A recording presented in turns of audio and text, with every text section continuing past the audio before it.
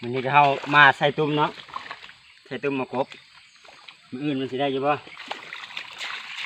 ใส่ตุ้มไว้มืออื่นมายามอุปกรณ์ก็วิ่งอย่างไรมีตุ้มกับปลาเนาปลาเหม็นเยอะ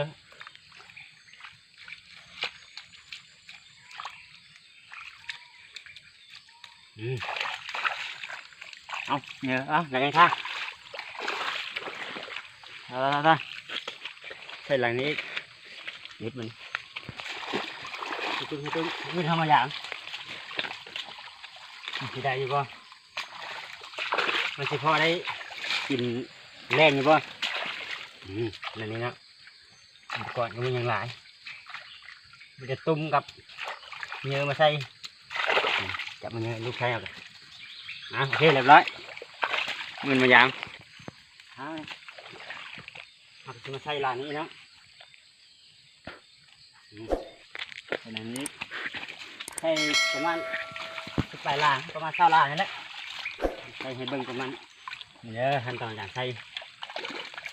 ถึงน้องคนใดแบบบ่เคยใส่กะเบิ่งวิธีการเด้ตุ่มที่สร้างอยู่แล้วสิเฮ็ดคลิปมาต่อไปให้เบิ่งนี่เนาะนะครับเป็นอันนี้ลงไปตามหน้าน้ำอันนี้ใส่แล้วเราก็ไปเอาเนื้อมาใส่จับมาเนื้อกันอันนี้แต่รู้ใส่น้ำมันเนาะงามมือเธอก็มายามใส่ไว้คืนนึง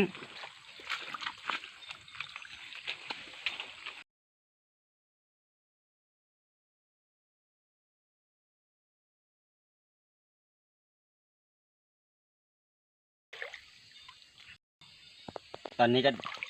แจ้งแล้วได้เวลาเอาไปย่างขึ้นบ้าง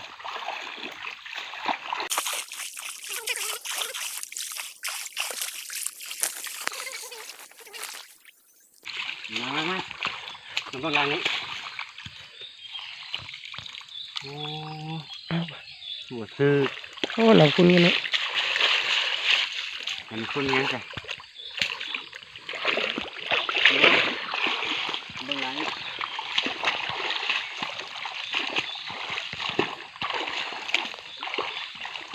หลังนี้หลังนี้โอ้ตัวนี้โอ้โหอ๋อและการหากินแบบธรรมชาติมันจะไม่ได้ละกันเลยเนาะ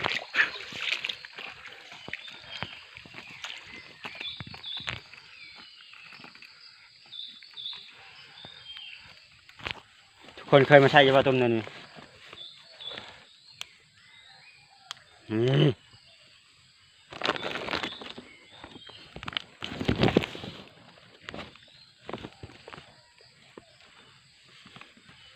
นี่ก็ตัวที่สอง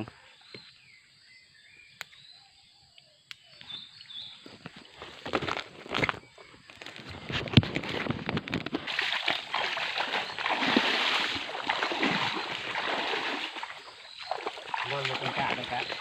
โอ้หลานนี่คุณแห้งขนาดนั้นคุณพึกหลายทำประกันเลยมันคือสองตัวอ๋อ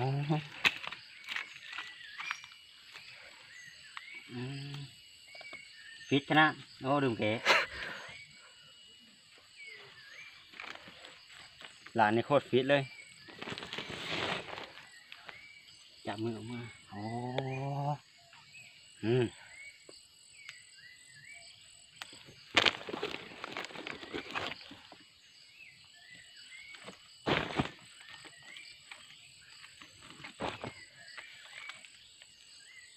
เขามาหลังที่สองเขาอีก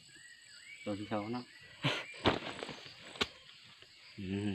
แค่ยังน้อยกันเนาะสงสัยขาดอาหาร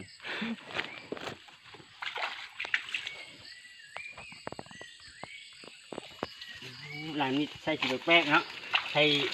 เอาปลามันขึ้นทางบกตัวนี้เอาขึ้นอยู่ป่ะโอ้ตัวนี้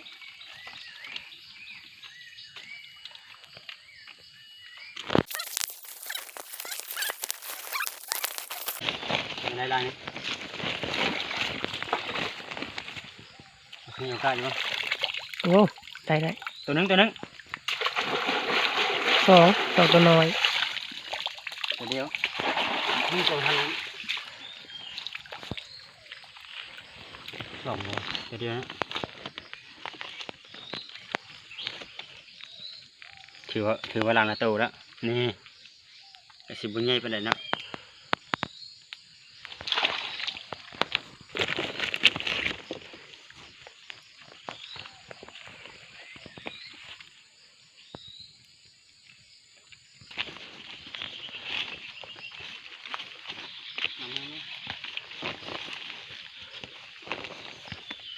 เอาไปอันนี้อั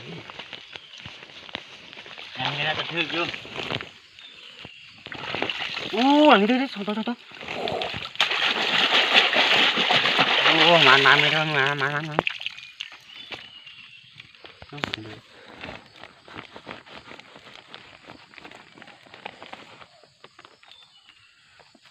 นี่ตัวมันบุญใหญ่เนาะ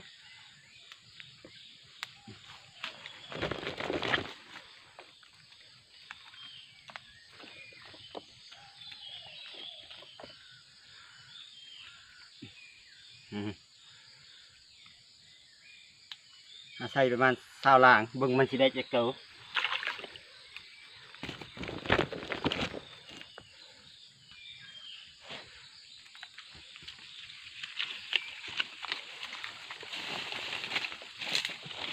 ระวังมาแล้วหลังนี้สิถึกอยู่ป่ะ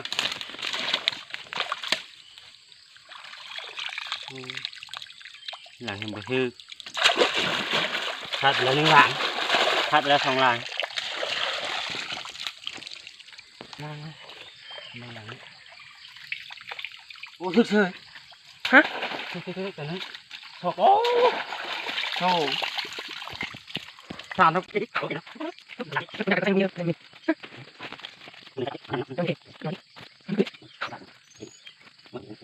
โอ้ใหญ่ ใช่ช่องเธอเนาะเพลงเนาะ ฮะ ไม่ใช่ช่องเธอวะ เพลงเมน พอต้มแล้วพอเฮ็ดก้อยกบแล้ว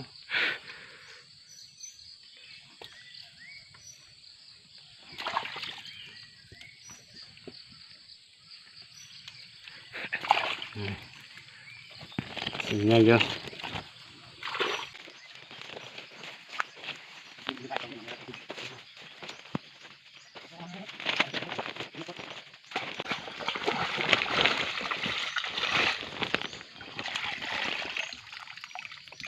บ่ทึกนะเป็นหลังที่3แล้วที่พลาด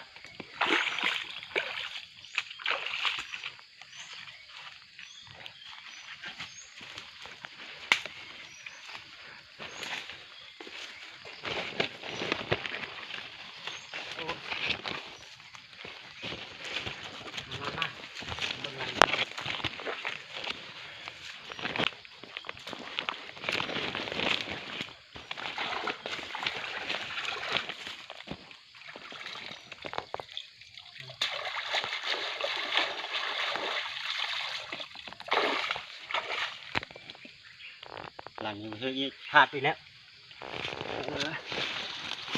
พลาดไปแล้วหลังที่4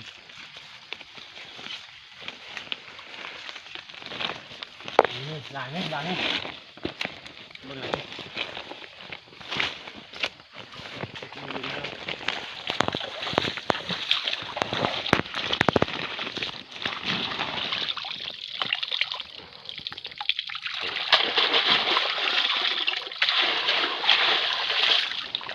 พลาดอีกแล้วหลังที่5อย่างต่อ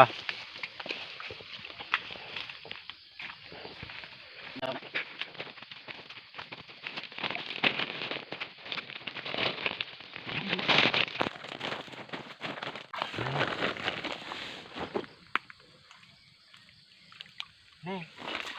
หลังนี้บ่ทึกอีกแล้ว โอ้ย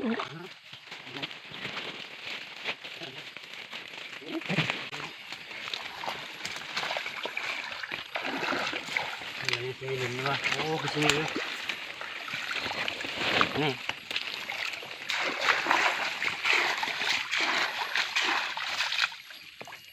หลานนี่บันทึกนะ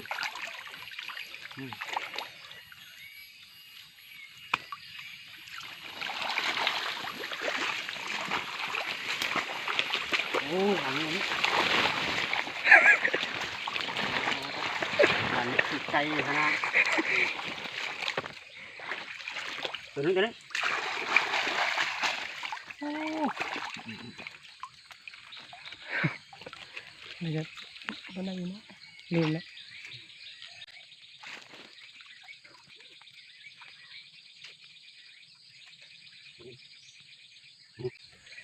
จัดไปอีกตัวนี้ไงเต้า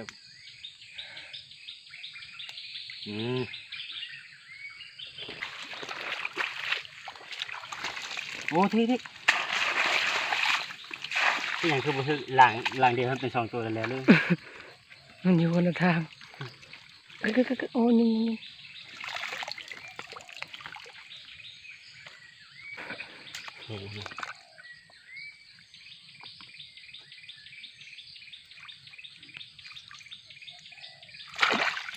โอ้ยเนี่ย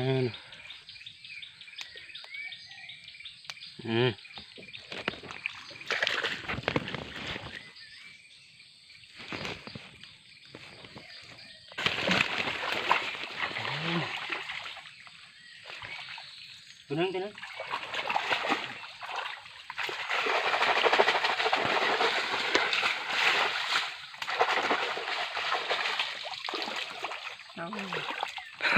ไงอยู่ có đêm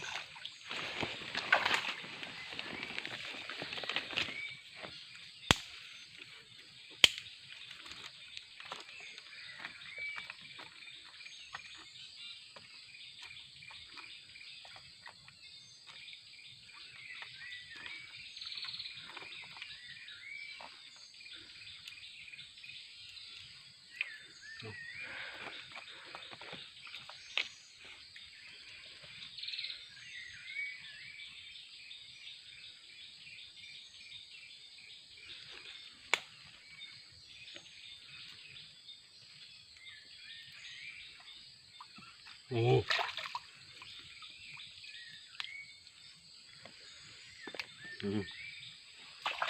นี่หลายอยู่ผมมาเบิ่งหลังนี้โอ้หลังนี้คุณแน่ดีเถิดเยอะโอ้หลังนี้ดีหลาย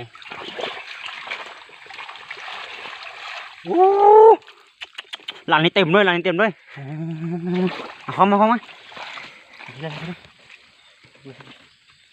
นไปหลังโอ้ยโถ่น้องปลา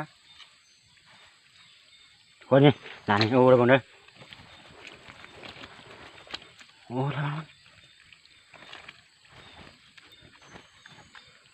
หักขาก่อนโอ้คนนี้